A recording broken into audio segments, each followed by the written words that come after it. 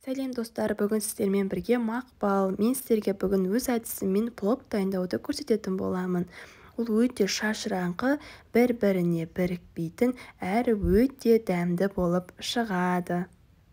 Ол үшін біз барлық заттарымызды ашып, турап дайындап алатын боламыз.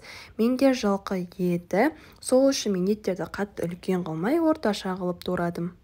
Етімізді турап болғасын, жіңішке қылып жуамызды тураймыз. Пловқа жуаны көбірек қосқан сайын плов соғұрлым дәмді болады. Сол үшін мен пловқа жуаны өте көп қосамын. Сіздер де көп қосуға тырысыңыздар. Одан кейін морковымызды бірінші домалақ қылып тураймыз, содан кейін ұзынша қылып турайтын боламыз. Морковымызды неғұрлым ұсақ қылмағандарыңыз жақсы, өйткені езіліп кетуі мүмкін.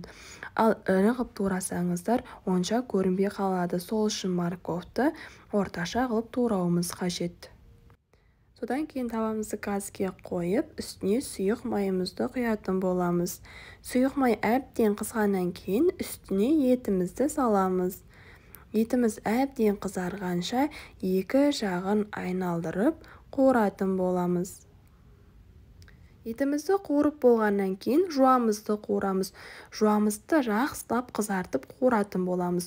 Пловтарыңыздың сары түсті әдемі болып шығуы ол жуаның жақсы қуырылуына байланысты. Сол үшін жуамызды жақсылап тұрып қызартып пісіретін боламыз. Кейін морковымызды саламыз.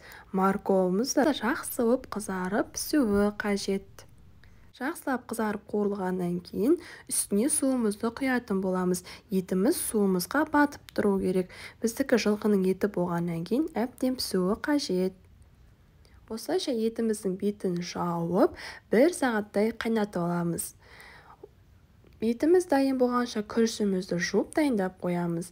Мен күріштерді осы есептеп саламын. Күрішімізді жақсылап 2-3 қайтара жуып алатын боламыз. Етіміз 1 сағаттың көлемінде қайнады.